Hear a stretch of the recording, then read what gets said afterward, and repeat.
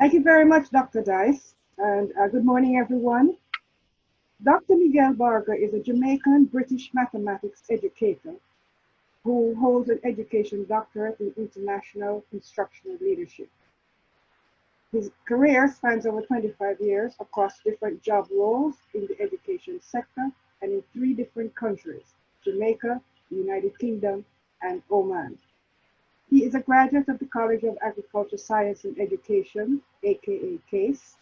He holds a Bachelor of Arts degree in Mathematics and Economics from the University of the West Indies, a Master's in Multi-Interdisciplinary Studies from the State University of New York College, and the Doctor of Education in Educational Leadership and Administration from Pennsylvania State University.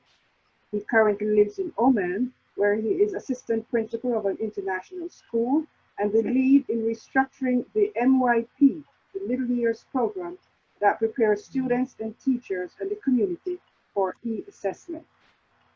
He has taught mathematics for more than 21 years, as I said, and he's also the author of 2 workbooks that support the GED exams in Oman. Good morning and welcome, Dr. Miguel Barker. Good morning. Yes. I'm coming through quite clear. That's the kind of introduction that the people that I grew up with would be very, very glad to hear, and an introduction that me, as a young child growing up, would never believe would have been connected to me. So thank you very, very much. Am I coming through clearly, Dr. Dice? Yeah, perfectly well, yes. Okay, fantastic. So yes, certainly I am really, really honored to be asked to be a presenter at this conference. And so far, I am really, really impressed with the level of organization and the level of enthusiasm that seems to be coming from people back home. So I'll just get my screen up and just let me know if that's showing all fine, and so I can begin going through this. Okay, so my topic today is teaching critical thinking in classrooms. And I really want to focus on this. And Dr. Dice will know that initially when I said I was going to do something, it was towards the end I decided that this might be the topic that I need to focus on. And it really was linked to some of the news items I saw coming out of Jamaica regarding the PEP exam and how teachers seem to have had challenges or thinking how difficult it was to teach the critical thinking aspect of this examination. So I thought this would be a good topic for us to discuss. And I thought I'd check what the research is saying and then share what's happening here. So in order to get going on this, I really want to give you a little bit of my Jamaican story, I call it. And so I am from a beautiful seaside town called Nottoway, a community that I grew up in, and I'm really, really just humbled to be a servant of that group and to be here today just to speak about that. I attended the Nottoway College School, where when I think about my life, I always talk about it based on the sacrifices that teachers have made in order for me to be here. Because I believe that I would not have been here had teachers not made decisions that impacted on me in this way. And so I always feel humbled when I think about where I am now compared to the work that people had put in. So I remember Mrs. Jones who allowed me to come to common entrance classes without having to pay for the classes. A teacher who decided that I had the potential, and so that should not have stopped me from attending those classes. I remember my grade 6 teacher who always talked about Miss Francis. She always talked to us about the world. And I'll never forget that, because now when I travel the world, I remember when I moved to Muscat, I knew the capital long ago from I was in grade 6, because she was a teacher who was always telling us about the world. I attended St. Mary High School, very, very proud. St. Mary High School past student. And then I went to CASE in Portland. At the time I went to CASE, and I still refer to myself as a Past the Gardens Teachers College graduate, because it was never CASE when I was there.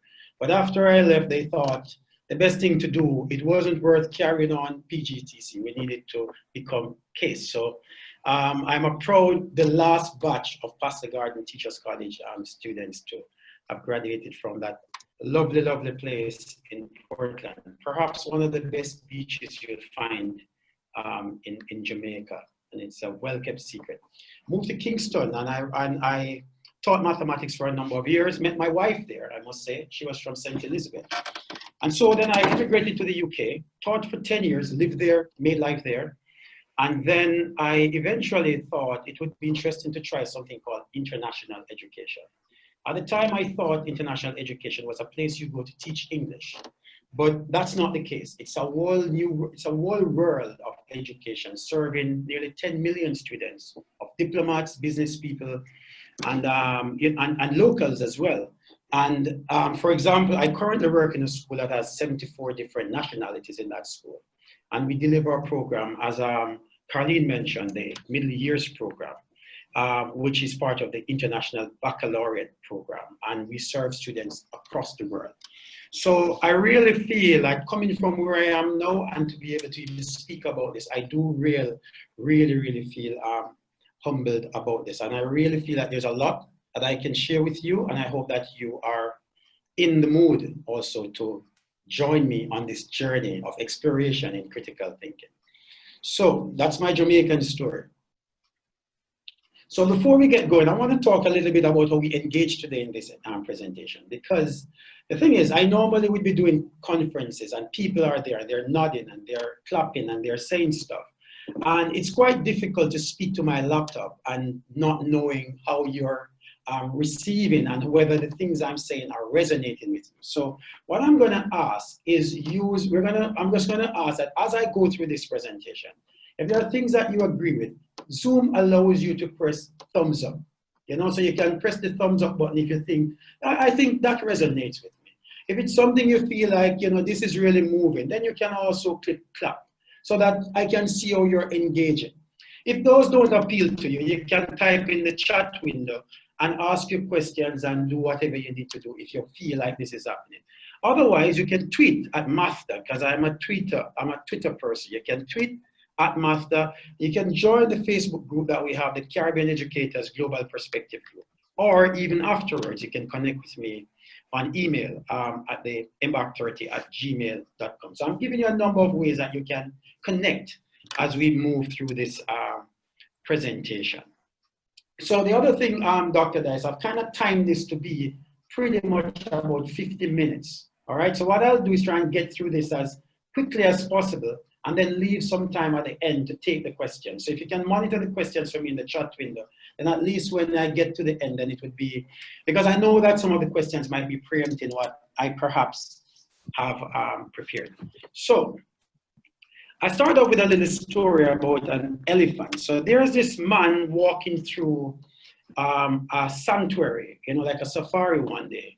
And he saw this elephant that was tethered to a pole similar to this, with an equally as flimsy looking rope as the one you can see in my presentation. He was a bit, he was wondering about the potential for the elephant to break free. And he was asking the person who was tending to the elephant to say, I mean, I find that strange that you're using such a flimsy rope for such a mighty animal. Surely this animal would break free and go. And he said, you might believe that, but the truth is that rope has been tied around that animal's leg since that elephant was a baby elephant. When he was a baby elephant, we tied that rope around his leg and he fought for every single day of his life trying to break free. But at that time, the rope was stronger than him. As he grew up, he kept trying, but the rope was still stronger until one day he decided that this rope was unbreakable. And he stopped trying. And as he grew mightier and mightier and bigger and stronger, he stopped trying altogether. He started to believe that this rope could not be changed. He started to believe that it was impossible to change. Now, today's presentation is about the idea of having a mindset that we need to start thinking about, a growth mindset, an idea that even though things were one way when I was a child, we're now going to have to think about how do we break free of that. And as I put this presentation together, you'll see how I'll share with you and I hope that you're with me on this, a way in which we can break free and start to think about the idea of teaching a concept called critical thinking. Because we're gonna have to change our mindset on this. And I'll come back to this elephant later in this presentation. So the presentation's goal, one of them I'm gonna talk about a little bit is what is critical thinking. We'll introduce a project that's called Making Thinking Visible. That's part of the Harvard Project Zero initiative. And I want you to think about this when I share it. I'm gonna share as well a few routines that are available for free online that will help you to teach critical thinking. And then I'm talking a little bit about an idea called cultures of thinking. So there are a number of concepts that I'll be sharing today. And the idea is that as we go through these, there might be another discussion that we have because there's a lot to unpack. There's so much to unpack. But I believe that today we query, we question, we ponder, we wonder. And then later on, we begin to understand. So today, it's really just getting this ball going. So to begin, I'm going to share my first task with you. My first task, and you can respond to this in a number of ways. One of the ways is you can type your response in the chat window. Just type what you think the answer is. You can answer as many different ways in which you want to. But I want you to think deeply as an educator. And I want you to think about what do you believe, what do you personally believe are the conditions for powerful learning to occur, where students are learning at the ultimate level. What do you believe, you personally believe, are the conditions for powerful learning to occur? You can respond to this by writing on your own paper. You can just think about it yourself and don't have to say anything. But if you feel inclined, you can also type what are some of the things you believe must be in place in order for powerful learning to take place. I'll give you 30 seconds just to type if you want to think, ponder, wonder, ruminate, deliberate, whatever you need to do, and say, I think these are some of the things that I believe are necessary for powerful learning to occur. I'll give you 30 seconds to we can start reading out because we have quite a few coming in. Okay. Okay, I am having a look as well. I won't say anything because I'm gonna reveal a little thing. So it's going, wow. So 10, 9, 8, 7, 6, 5, 4, 3, 2, and 1. Fantastic, thank you very much. And I can see some amazing ideas being thrown out. What are the things we believe, we personally believe, are essential for powerful learning to take place? And we're not talking about mere learning. We're talking about learning where there is no other way. This is the kids powerfully experiencing the learning, sustained and transferable. So normally, what I have here is a prepared graphic of evidence taken over the years when this question is asked of educators anywhere in the world. So these are some of the things that have come back. And if you start looking at what is in the chat, you kind of see a connection. People are saying positive environment, passion, challenging, fun, relevant, real world application, safe environment. These are all. So you're matching the thinking of what's happening in the world. This is a pre-prepared graphic. I didn't change this. It was done, collected over the years. And what we have here is a graphic showing what people believe as educators are the important things, for important factors that will promote powerful learning. Now, what I'm going to share with you, though, is a list that no one has ever shared when asked this question. I'm going to share a list that no one has ever said when they were asked this question. Let's have a look at the list and see.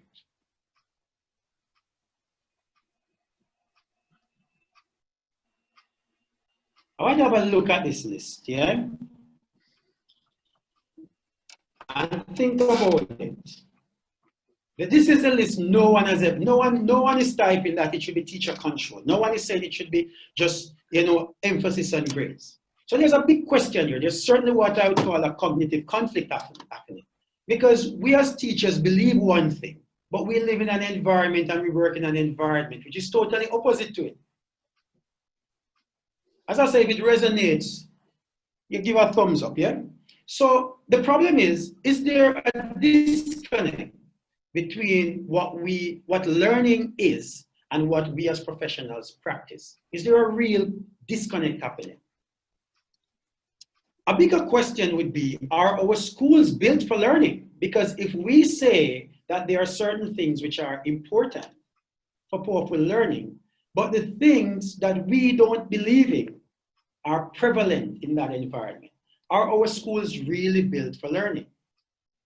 There's really a disconnect. And one of the challenges that I'm going to put forward to educators today is for us to align what we believe to what we practice. It's a concept I really want educators to bear in mind as we go through this presentation, because we already know what the conditions are, but we are in an environment that is challenging that. And some of it is not in your control, but certainly it's a real question for the education system itself. This list was prepared by the Economic Forum that was done in Davos a year ago. And they predicted the top 10 skills that will be needed from 2020 and beyond. Number 2 on this list is critical thinking. If you look at this list, the bigger question that we should be asking ourselves, we're not teaching these skills. We're not teaching these skills. But these are the things that the big corporation, the big companies, the world believes will be the relevant skills as we move through. There's no math here, there's no English, there's no science. It's the kind of transferable complex skills. I call these meta skills, and you'll see why I call them meta skills later. But these are the skills that we need in order to be successful in the future. We talk about the virtual world, it's going to be these skills. The other day I was on this ministry's website and I was looking at the breakdown for the PEP. And I noticed a very interesting thing. There were a lot of workshops that were done teaching teachers how to assess critical thinking. There were a number of workshops that were done teaching teachers how to assess critical thinking. But I didn't see any teaching teachers how to teach it. So we're assessing something, we're training how to assess it, but we're not making sure that our teachers are also teaching it. We're assuming that this happens naturally in the classroom. It's like a soldier going to war and just giving a gun to go and fight. There's no training. Let's see if you can function in the battlefield. And we'll assess your performance after we finish the battle. Training, we have to be training people how to teach critical thinking. So I'm laying the groundwork for the kind of thinking that is needed to digest this presentation. So a lot of people define, here's a definition that's been around for a while from someone called Chance. It says the ability to analyze facts, generate and organize ideas, defend opinions, make comparisons, draw inference, evaluate arguments, and solve problems. Now, there are many other definitions. I've just picked out a few that has been prevalent in the literature. A way of reason that demands adequate support for one's beliefs and an unwillingness to be persuaded unless support is forthcoming. Now, both of these definitions have one fault that I'm going to share. And as we evolve from this time to now, the biggest fault with this is that it gives the idea that critical thinking is just good thinking. It's just thinking. And as a teacher, I'd be going, or anyone I'd go, but I do some of these. So how is critical thinking different from this if it's just everything? Is it the same as creative thinking? So one of the things I'll try to do is create some distance between the different kinds of thinking so that we can understand what we're trying to do and what I'm trying to articulate here. So to begin to understand the difference, we have to go back to something that was done in Teachers College, perhaps. And maybe it's something we look at when we start to assess, not so much when we start to teach. but when we assess, we say, oh, I need to make sure. And if you think about critical thinking, it would be somewhere in the evaluation part of this, where we are appraising, arguing, defending, judging. Now, the bigger question is, when we teach, do we really teach kids how to do these skills? Or do we assume that by teaching them the content for digestion, they should be able to show me that they can do this? These are the questions that educators would need to ask themselves. But it's way up on the skill, on the pyramid, so to speak. It's way up, evaluating. This is where critical thinking would fall. A more robust definition that came out later from Ennis is critical thinking is the disciplined, and that's an important word, mental activity of evaluating arguments or propositions and making judgments that can guide the development of beliefs and taking action. Key phrase here, disciplined mental activity. It's not just thinking, there's something else that goes into being a critical thinker. It is disciplined mental activity.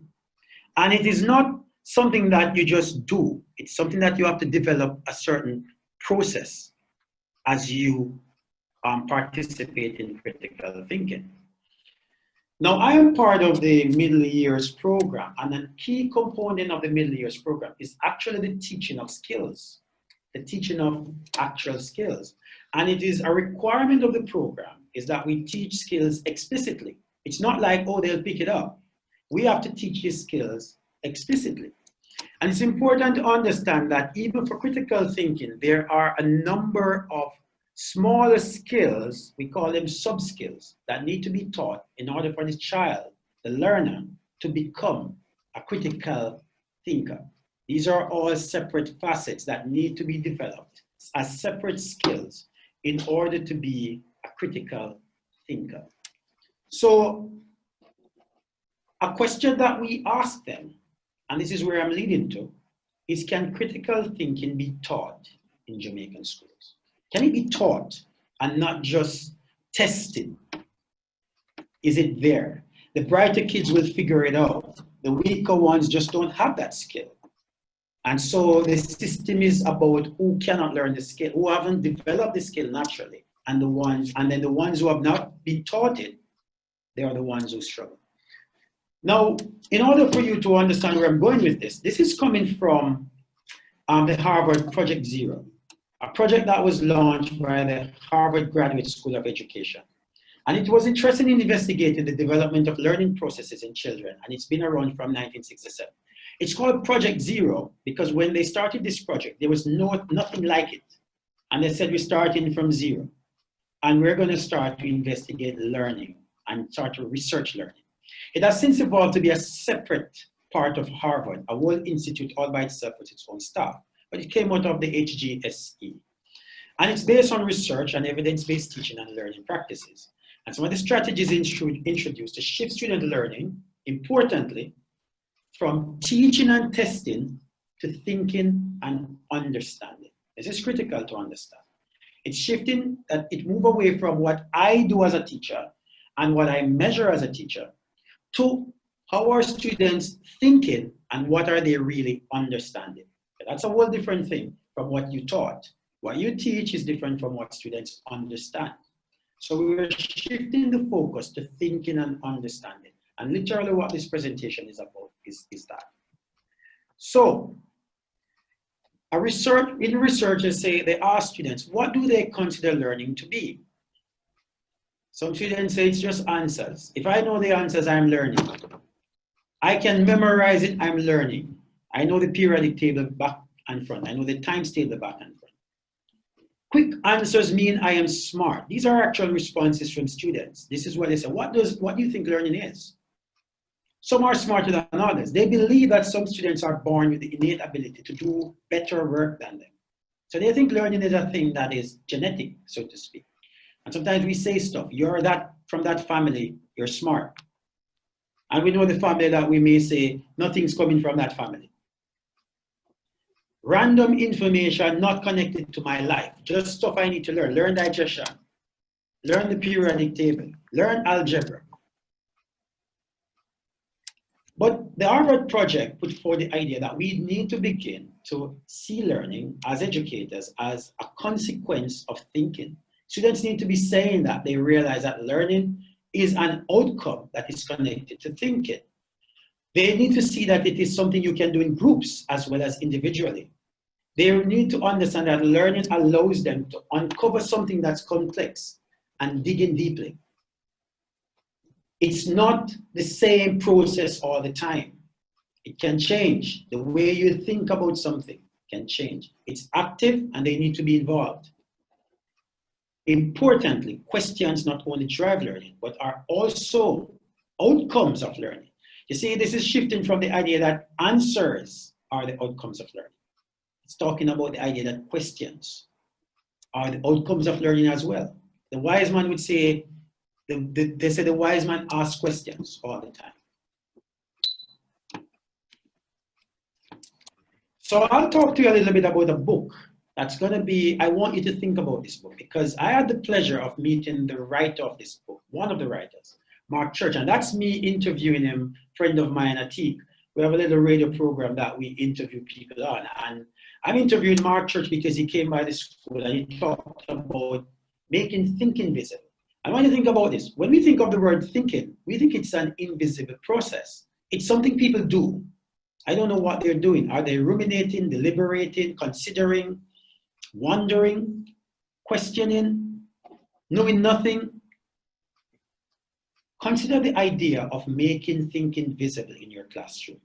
You can see what the students are thinking in order to help them to sharpen their thinking processes or give them strategies to become better thinkers. So we're looking at how do we make thinking visible in the classroom? And this is powerful because if we're going to make thinking visible, then we can then help them when they're not applying critical thinking skills in the way that they should be applying them. We need to be able to bring that into the classroom and make it visible. And that's a challenge of the Harvard project. But the good thing is that they have come up with strategies so we can make thinking visible in the classroom. So as I said, it's Mark Church. So the first thing that we need to do is begin to reprogram, reimagine, reorient our consideration of what teaching is. You see, we often think of teaching as talking and learning as listening. The teacher is teaching when they're talking, and the students are learning when they're listening. Pay attention, listen carefully.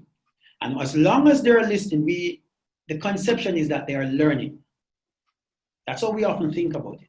But what if we take a different stance? What if we shift that stance? And we say, I think I am teaching when I am listening, and the students are learning when they are talking. It's an important stance to take as an educator, where you believe that you're teaching when you're listening what your students are saying, and they're learning when they're talking. You're giving them the opportunity to articulate a normally abstract concept, a normally abstract process, one that you couldn't see in order to evaluate or even apply critical thinking to yourself. You're asking them to bring that to the fore. So in order for us to be effective at this process, we now need to shift our focus and actually plan for the moments when we are going to listen in our classroom. When in our lesson or unit planning do we say, I am going to listen to my students at this time? And the real challenge I'm going to ask the educators here, plan the moments in your lesson when you're going to listen. And if you do that, then you'll have to go one step backwards and say, what am I going to ask them so that when they're talking, I'll know what they're talking about in order to listen. You see, we begin the learning with the belief that I am the specialist. I have all the knowledge in my head.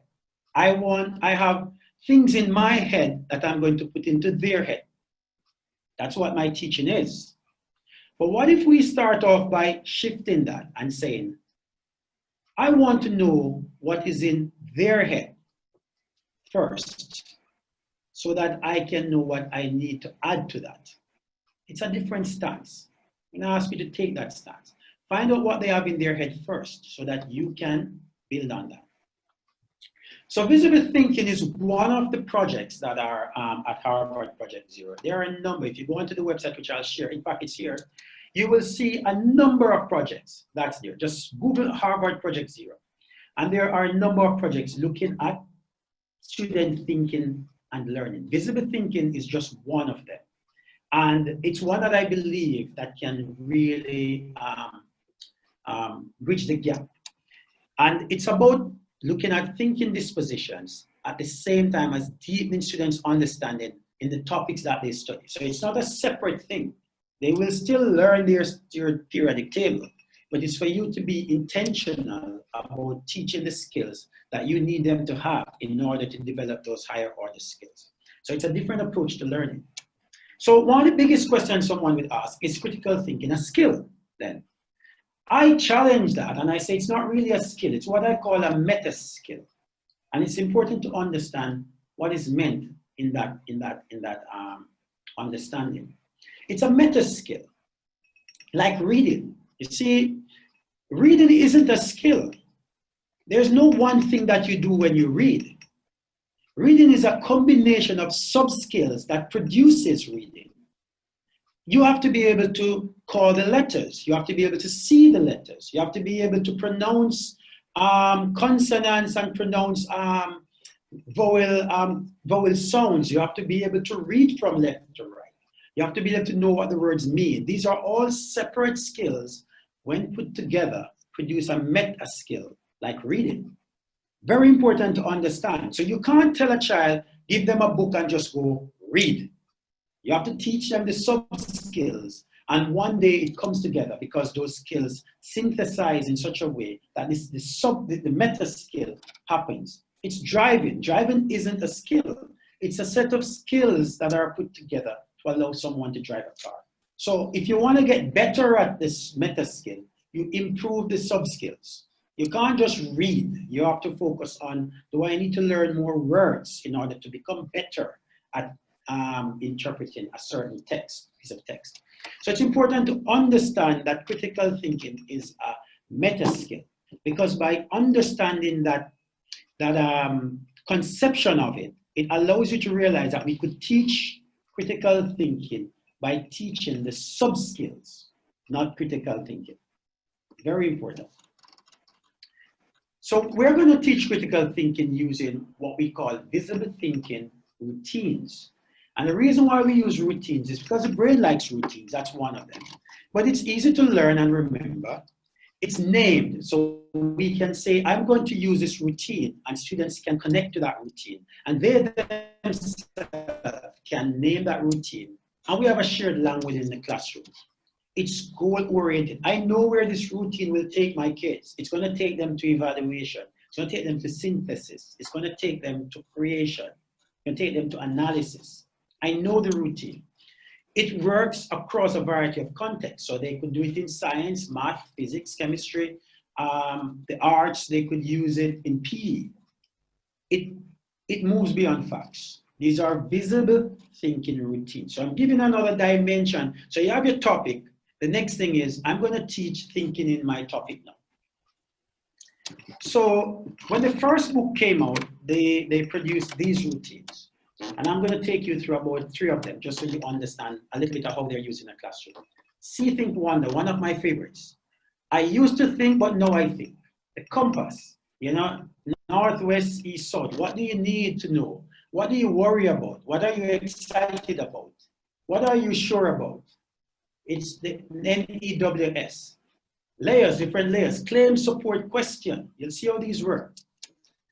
Headlines, what makes you say that? One of my favorite questions. When people make big statements, the world is unfair. I say, what makes you say that? My children hate it. They say something, I say, one of my son this morning said, Donald Trump isn't a very good man. I see him doing something. I said, what makes you say that? He's 9. Because this also is something we need to be doing at home. What makes you say that forces someone to go back into their head and find a justification for the reason they say? That's right at the top of the Bloom's taxonomy and taking that conversation in one go by just saying, what makes you say that? I don't go, oh yeah, I agree with you, or I add something to it. I said, what makes you say that? What makes you think that? Just remember that. So I'm going to show you a few routines. One of them is see, think, wonder. A simple idea. It encourages students to make careful observation and then thoughtful interpretations. It helps to stimulate curiosity and set the stage for inquiry, because that is the beauty of learning. If they are interested, then they'll want to find out more. But we need to take them through a process of learning. What do you see? Now that you see this, what do you think is happening, or what might have happened? And what are you wondering about now? So a good example, a lot of teachers are just showing different ways in which teachers have prepared resources, all online. So this is someone called Alice Vigures. They just posted it online. You can download these to use to guide the thinking, or let them draw it in their books. Another one is a nice graphic here I saw. I said I'll share that with you as well. But it's just different ways of taking them. This is a routine. So you put that down, your kids know what you want them to do. So here's an example. Let's have a look at this picture. I found this online. And I'm going to use a see, think, wonder routine to kind of unpick this, to force people to move to a different dimension. Nice picture, looks fun. My first question would be, what do you see? And it's going to be, you know, kids would say what, people would say what they see. Kids would say what they see. I see some happy looking children, yeah? It looks like they're just having fun. I don't know. I'm just saying what I see. It's just factual. This is the first level, and I hope our lessons get beyond that. This is the first level. The next level is, what do you think is happening? What do you think is happening? And now you have to think deeply. You have to connect things. You're like, I wonder what's happening. Are they at a birthday party? Is it, you know, are they going out? Was this Christmas? They're going to Christmas going out? I don't know. But I think this is happening. They look dressed up. They all having shoes on. You can see, it's, you know, as my mother would say, your son, they got to need. Yeah? So they're dressed up, clearly, and they're proud and they're happy. And someone's taking a camera, taking a picture. But you can also see that they're not in any, you know, rich background. You can see, if you dig deeper, you see they're standing on concrete. There's boarded there. You know, there's an advertisement there, if you can see it. So there are things you start to think. I wonder what's, now you start to wonder. And now you can go anywhere. You can even challenge some of the questions that you thought were actual things. You were thinking that this was happening. And you go, I wonder if it's some famous artist. Maybe it was the Whalers when they were kids. I don't know. I'm wondering now. Who are these people? I wonder if they're alive. I wonder what they would look like if they take the same picture now, together. I wonder where they were going. I wonder if the night ended well. So now I'm going deeper. I'm beginning to see. I'm thinking deeper. But you could do this for anything. What's happening here? What do you see? I could ask a number of questions here. I could ask you to see, think, and wonder again. What's going on? What do you think is going on? What does it make you wonder about? I don't know. The first time I saw this, I thought it was 9/11, and people were looking up at the top. I don't know, but that was my thought. But then I started to look, and I saw the JD bag, and I go, that's a brand that is in the UK. Don't know if it's America, so I said maybe it's England. So I'm thinking, I'm trying to connect. I'm thinking deeply. The point is, it makes you think. It's a simple routine you could use for so many things. A maths question, you could put it and you could say, what do you see? What do you think is going on? What does it make you wonder? Is this method, kids could go, I wonder if this could be used for other problems of this type. A nice one is claim support question, where you make a claim about the topic, is your idea, you make that claim, then you have to identify support for that claim. And then you need to raise a question related to your claim. This is called claim support question. You see, these routines are given names. So you can always go, I'm going to use a claim support question routine for this task. I'm going to use I see, think, and wonder for this task. And it's applicable. I use I see, think, and wonder as a framework for feeding back to teachers when I observe their lesson. I see this happening in the classroom. I think this is what, I say what I think is going on. And then I say, I wonder if you did this, if this could happen. I wonder why you made this decision to go this route. I wonder how you would have dealt with it if this student had said this. Now I use that framework for observation of lessons as well. And I don't really teach as much anymore. Have a look at this picture, and I'll help you if you can't see it very well. There's a black man sitting at a desk here, and there's a classroom of mainly, seemingly white people. What claim would you make from this? Like, look at it and just say, I think I know, I'm going to say this is what's happening. Can you support it?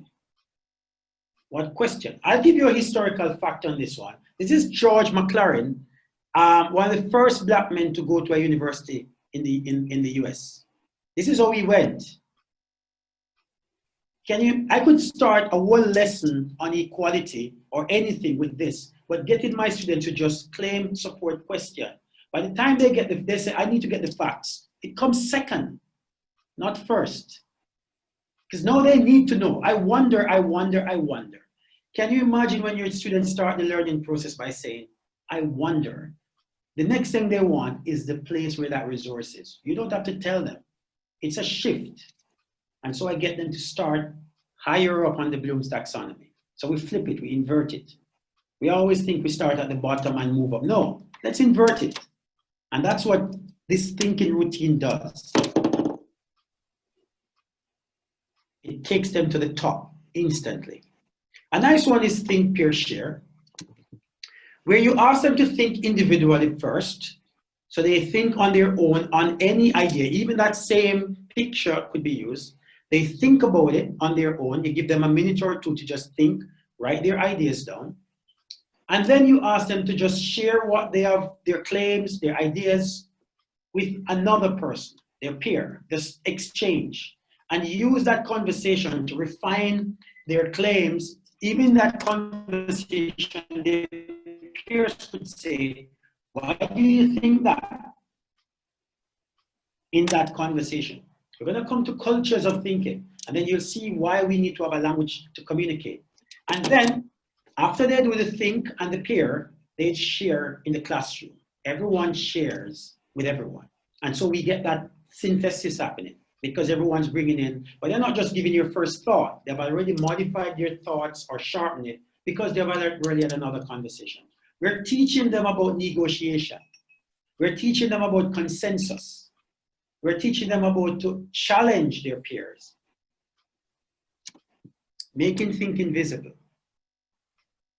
My power question, and in every classroom, if you're not using this question to shape the thinking, you're missing out on a real catalyst for powerful learning.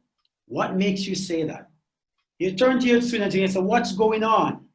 They tell you, you say, what do you see that makes you say that? Why do you think that? Challenge them.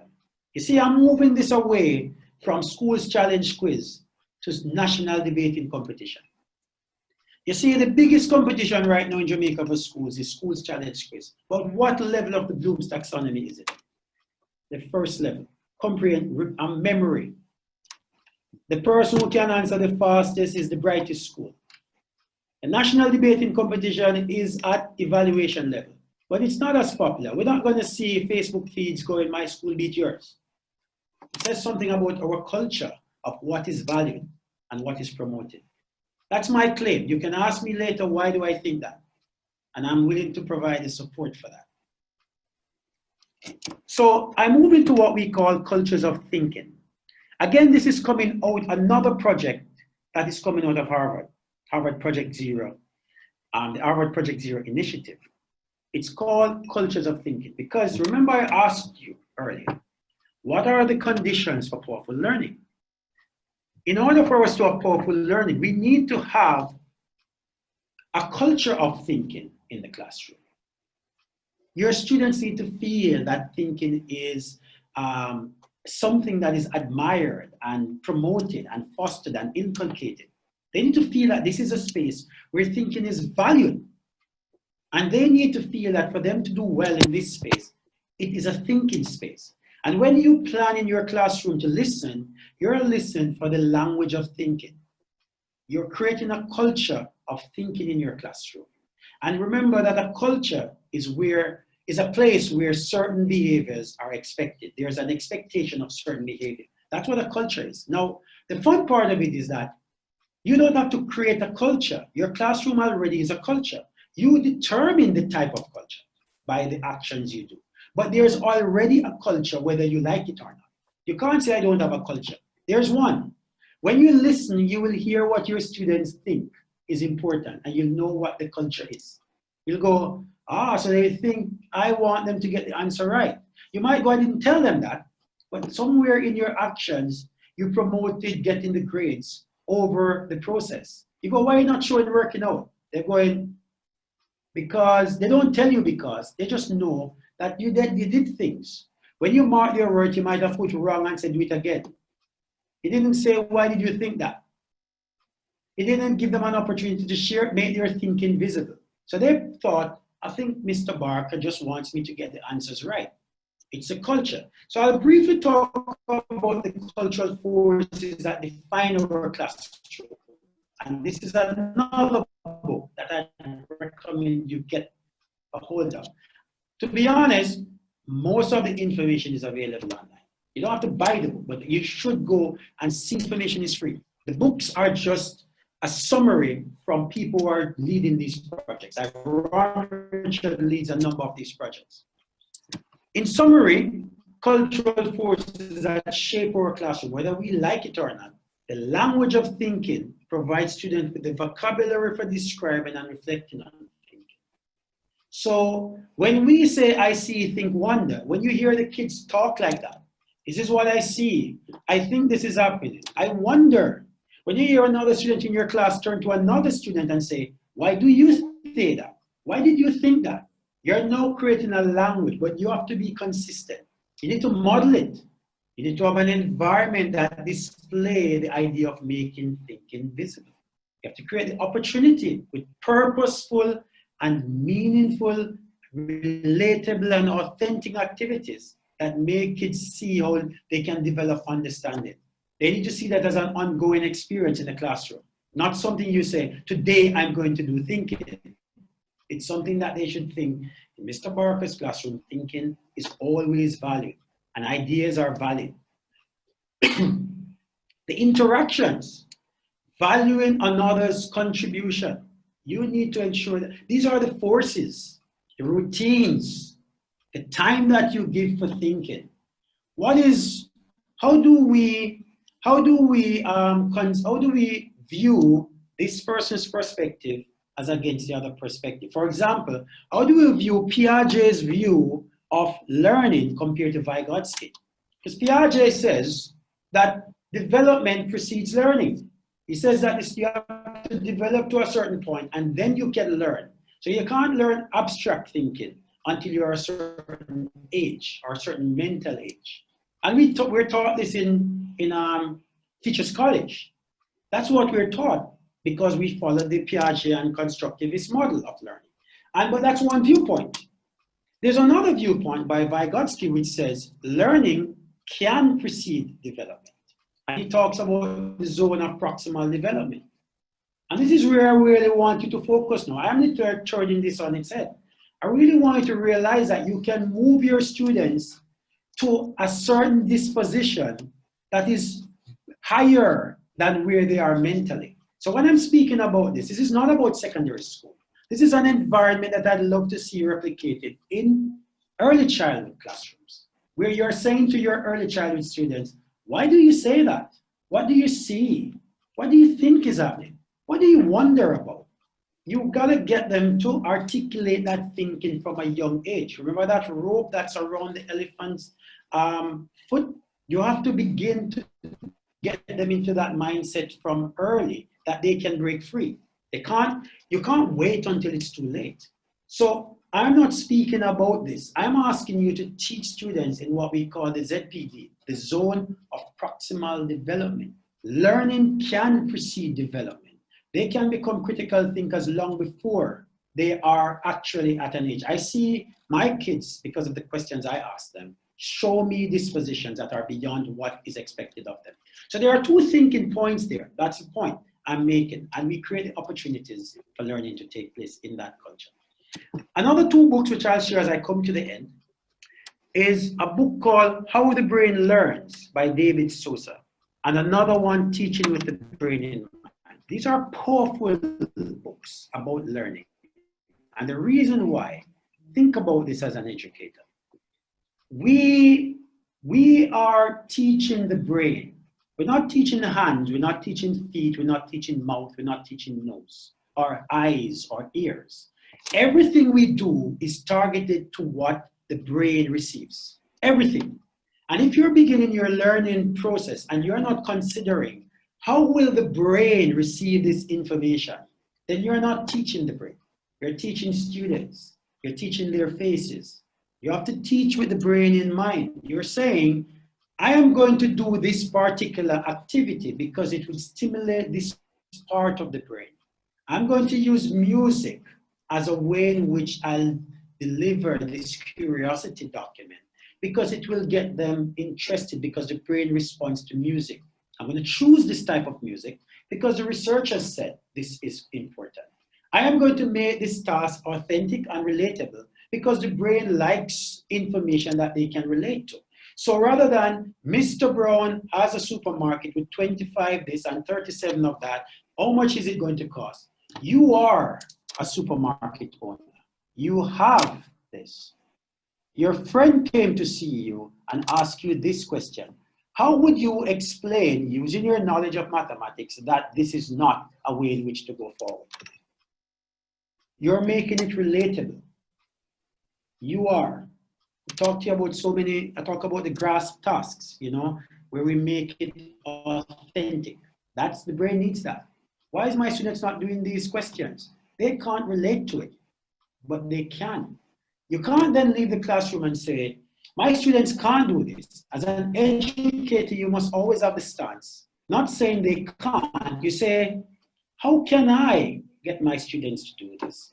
And what do I need to learn in order to get my students to do this? So can your students learn critical thinking? Yes, but you have to now become students of your students. These are what they call the 21st century skills. Again, critical thinking is one of them.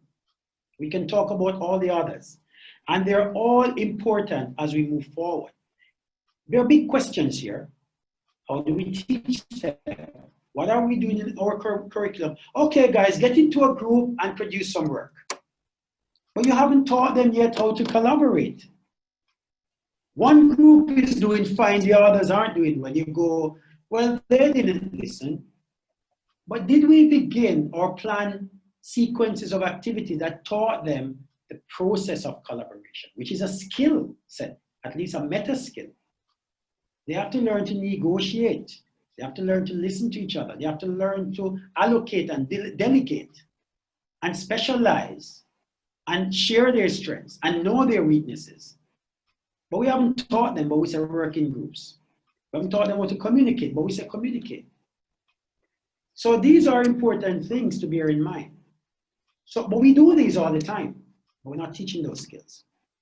As we come to the end, there's another thinking routine. What, so what, now what? But I'm using that as another dimension on this presentation. So what was I talking about? The ability to think critically is an advantage in the 21st century. That's a claim. I can defend that. But it is a what? It's just information. The teaching of critical thinking needs to be explicit. At the moment, I don't think it is. We need to teach it as if it's something that is so important. Even more important, we start off with the skill we want to teach, and then we find the content that helps us to do it. How is that for our orientation? Our schools are not designed to foster a culture of critical thinking. They're not designed for that. They're boxes. We need, I was at a conference, the IB World Conference, and I had the pleasure of introducing a lady called Rosanne Bosch, and she designed schools, she says, for better learning. And she designed school with the intention to create spaces that people can think better in, can collaborate better in, share ideas better in. So that's her philosophy as an architect, to design space for better learning. When we're building new schools, are we thinking about that? The closest I see to this is within early childhood classrooms. But as we go up the system, it's rows and desks and it's teacher in the front. Coverage of content at the moment is prioritized over skills teaching. I challenge that, and I'm willing to be part of that process to begin to shift that thinking. So now we know the what, so what? As I said, this is a thinking process, and I'm sharing another routine with you. Teachers need to be equipped to teach critical thinking in schools. We need to have a process that teaches them. That could be, so this is so what? Something needs to be done about it. Routines are essential to the teaching of the process of critical thinking. Every teacher can be explicitly teaching critical thinking. Making thinking visible is a process that articulates what is happening in a child's head. And we need to create cultures of thinking. So now what? This is now a challenge to the people from the ministry and teachers and schools and school leaders who are present in this workshop. We need to reform teacher training to include the explicit teaching of 21st century skills, communication, collaboration, creativity, and critical thinking. I would like to see what we're doing there, like literally teaching these as teaching critical thinking. Like when I was in Teachers College, I'd say science education. I want to see on the curriculum, critical skills, teaching the 21st century skills. How do you teach them? And equipping teachers to go off and teach those and infuse that in their subject specialism. Build and design learning spaces that promote thinking. We need to be intentional about the teaching of it, not do it on the side, not make it, oh, they will learn it later. No, first, find the content that matches the thinking skill you want to teach and be a student of your students. We grow when being outside of our comfort zone is our comfort zone. That's when we grow. We need to make being outside of our comfort zone our comfort zone. Our comfort zone makes us feel safe and in control. I know what I do. I know how to teach. I teach. I'm a math specialist. I do what I do. I am safe and in control. There's a fear zone just outside of that. Yeah, come to me. There's a fear zone just outside of that. You find excuses. Oh, they can't learn it. It's not possible for them to learn. It's not the thing. This school, we don't have kids who can do that. And we don't have the time for that. We find excuses. But we need to get into the learning zone and into the growth zone. So we need to be comfortable outside of our comfort zone. That's a challenge to every educator, that you should be comfortable outside of your comfort zone. I finish and I come back to my elephant, breaking free. So believing that you can become successful is the most important step in achieving it. We need to change our mindset from a fixed one to a growth mindset. We need to change that. We need to be an elephant that says, your rope is now not strong enough to hold me. I have not given up. That is the story. Thank you very much. And I think I've come to the end of my presentation, Dr. Dice. Yes, thank you. And I hope that, as I said, I've left some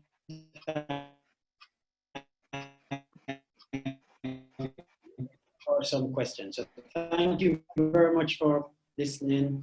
Over to you, Dr. Dice.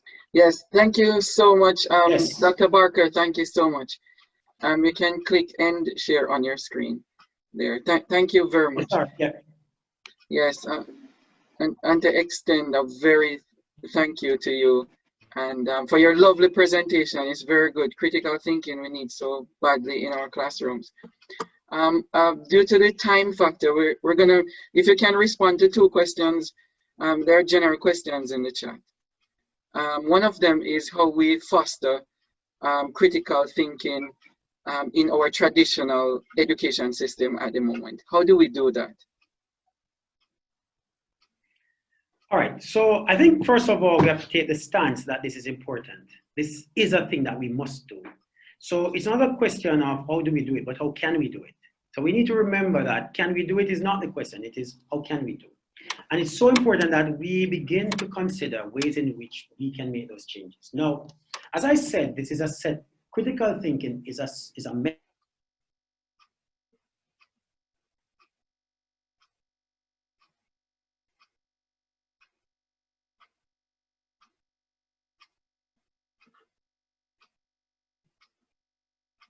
We lost you there, Dr. Barker.